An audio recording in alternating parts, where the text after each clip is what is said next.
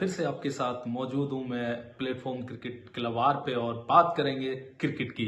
Cricket की बात अगर जारी रखें तो कलकत्ता के ईडन गार्डन से बड़ी खबर है, और बड़ी खबर ये है कि भारत ने जो साउथ अफ्रीका के साथ ये टेस्ट मैच चल रहा था इसको गवा दिया है। इसमें भारत को जबरदस्त हार का सामना करना पड़ा है, और अब क्योंकि ये एक कहना होगा कि बुरी हार भारत की है, तो बड़े सवाल भी इस पे उठेंगे, और सवाल उठने बनते हैं, लाजमी है।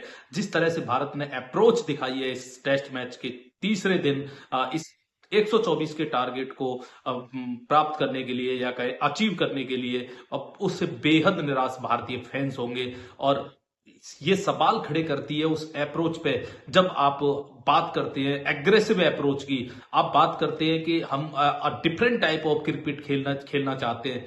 कहां था भाई वो आज?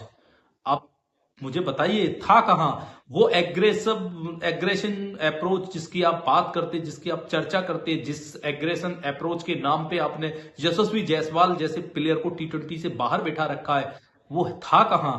आज जरूरत थी सिर्फ वो, अगर किसी चीज की तो वो थी एग्रेशन अप्रोच। 124 का टारगेट का आप पीछा कर रहे हैं तो आपको सिर्फ और सिर्फ एक से दो ऐसी इनिंग एग्रेसिव चाहिए थी जो आपको लास्ट में अक्षर पटेल ने खेल के दी।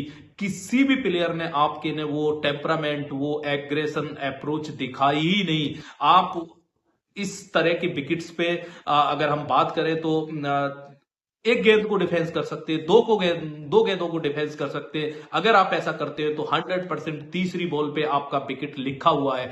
आप यहां डिफेंसिव क्रिकेट, और वो भी जब जब आपकी स्किल स्पेन को खेलने की है ही नहीं। वो ऑलमोस्ट हम बात करें तो ये वो जो टीम हुआ करती थी जो स्पिन को बेहतर तरीके से टैकल करती थी भारतीय टीम, वो स्किल हमारी खत्म हो गई है, वो कहीं हमें दिखती नहीं है। उस सब के बावजूद जब आप इस दौर में मॉडर्न क्रिकेट में बात करते हैं एग्रेशन की, एग्रेशन के साथ हमको क्रिकेट खेलना है, भाई वो एग्रेसिव क्रिकेट आज था कहां? कहां थे वो आपके एग्रेशन दिखाने वाले प्लेयर? कहां गई वो एबिलिटी ऋषभ पंत की जिसके लिए वो जाने जाते हैं?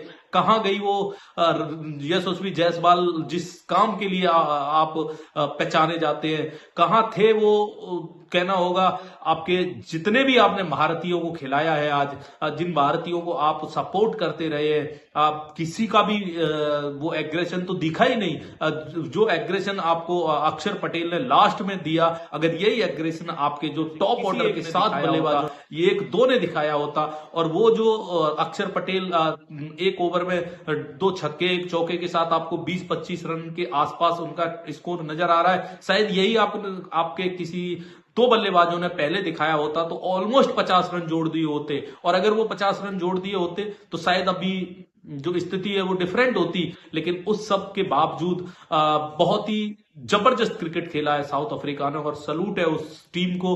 WTC चैंपियन वो क्यों है वो ये बताती है, और उनके कप्तान ये बताता है कि वो डिजर्व करते हैं ये कप्तानी। वो किसी के लाइक और डिक्स लाइक के जरिए कप्तानी नहीं कर रहे हैं। ये बताता है जिस तरह की पारी आपने खेली है, जिस तरह की बल्लेबाजी आज सुबह आपने जिस अप्रोच के साथ आज सुबह स्टार्ट किया, वो डिजर्व करता है साउथ अफ्रीका ये टेस्ट मैच जीतना। और वो जीते हैं तो जरूर उस जीत के पीछे उनकी अप्रोच, उनकी सोच, उनकी मेंटलिटी, उनकी मेहनत, ये सब थी। और अगर बात करें भारत की तो दोस्तों सोचना पड़ेगा फिर से कि ये टीम अब टेस्ट क्रिकेट में खासतौर पे कहां जा रही है।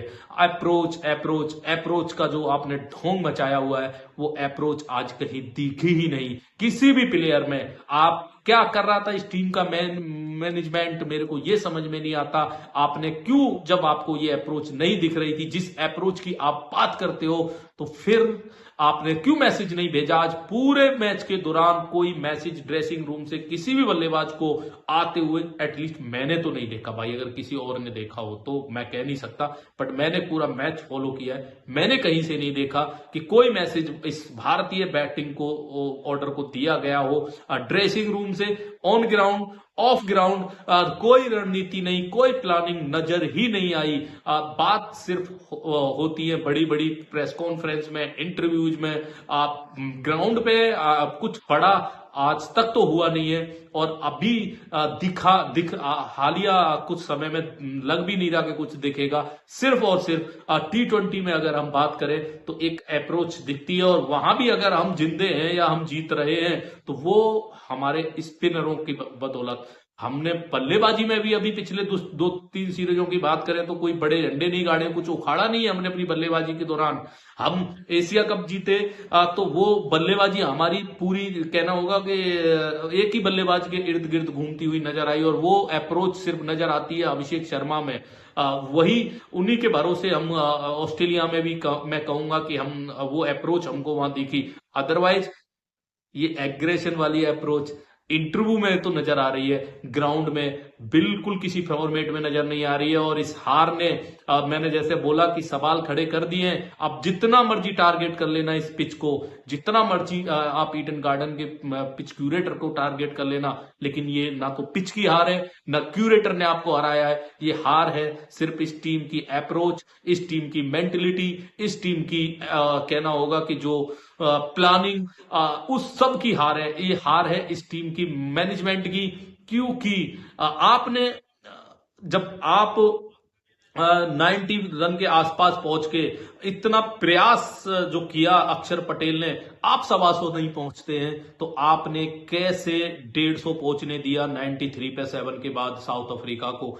ये सोचने की बात है। ये इस विकेट पे जिस पे आप खड़े नहीं हो पाए, उस विकेट पे किस तरह बबुआ आप 55 रन की नॉट आउट पारी खेलते हैं, ये सोचने की बात है। और ये बताता है कि आपकी जो प्लानिंग है, आपका जो मैनेजमेंट है, आपकी जो एटीट्यूड है या आपका जो मेंटलिटी है, वो जो पहले हुआ करता था कि हम हाथी को पकड़ लेते थे और पूछ हाथ नहीं आती थी, वो आज भी जारी है। कोई चेंज नहीं आया है। आप जिस चेंज की बात करते हैं, अप्रोच अप्रोच अप्रोच, भाई मेरे को कहीं से नजर नहीं आई।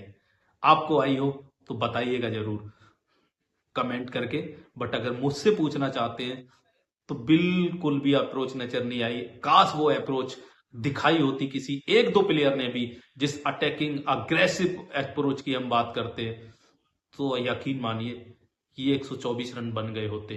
क्योंकि 124 रन बनाने के लिए आपको सिर्फ और सिर्फ एक से दो ऐसी पार्टनरशिप चाहिए होती है, 40-50 रन की या 40-45 रन की। और आपका जो 124 का लक्ष्य है वो आपके नजदीक खड़ा दिखाई देता है। जिस समय अक्षर पटेल ने ये प्रयास किया था, वो ये बताने के लिए काफी था कि अगर ये प्रयास एक दो ओवर और पहले किए गए होते तो हम जो 100 के आसपास एक प्रयास में अक्षर पटेल के पहुंचे, हम 124 के पास पहुंच गए होते। बहुत ही निराशाजनक, बहुत ही निराशाजनक। और मैं फिर कह रहा हूं कि भारतीय टेस्ट क्रिकेट का जो भविष्य है अच्छे हाथों में नहीं है। सोचने की जरूरत है बीसीसीआई को, और इस टीम मैनेजमेंट को कुछ अलग हटके करने की जरूरत है, स्किल को पहचानने की जरूरत है। ये हार ना पिच की है, ना क्यूरेटर की वजह से है, ना आप जो बातें आप बोलेंगे उन सब की है। ये हार है स्किल की। आपकी जो ऑन पेपर आप जितने मर्जी कोई भी कह ले कि हमारे पास स्पिन को खेलने की एबिलिटी है, लेकिन ऑन द ग्राउंड बहुत मौकों पे हमने देखा है, चाहे वो न्यूजीलैंड के साथ सीरीज रही हो, इंग्लैंड के साथ एटलीस्ट सीरीज हमने क्यों ना खेली हो, वेस्ट इंडीज के साथ भी हमने जो सीरीज अभी खेली है, आपकी जीत के साथ उसकी कमियां ढक गई। लेकिन अब ये साउथ अफ्रीका के साथ जो हमने सीरीज खेली है, ये सारी सीरीजें ये बताती हैं कि हमारी जो स्पिन खेलने की स्किल पहले हुआ करती थी, अब वो लगभग अदृश्य हो गई है, धूमिल हो गई है ही नहीं। बहरहाल दोस्तों, इस वीडियो में इतना ही। मिलते हैं आपसे नेक्स्ट वीडियो में। तब तक के लिए स्वस्थ रहिए, मस्त रहिए, और बताइएगा जरूर कि ये किसकी हार है। Thank you.